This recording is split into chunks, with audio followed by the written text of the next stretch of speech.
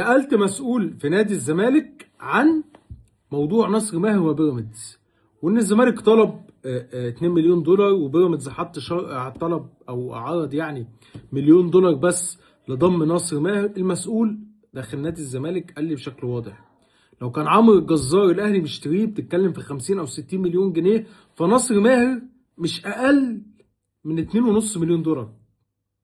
يعني لو عمرو الجزار ثمنه 50 او 60 مليون جنيه، فاحنا بالنسبه لنا نصر ماهر مش هنبيعه الا ب2.5 مليون دولار. يعني هم شايفين ان ده ثمن رايحين نصر ماهر ويستحق الرقم ده. صعب جدا جدا جدا ان الزمالك يبيع نصر ماهر بمليون دولار، وعرض بيراميدز يتوقف عند مليون دولار. الزمالك صعب يبيعه بالمبلغ ده. بيراميدز عايز نصر ماهر جدا، مقتنعين بيه جدا.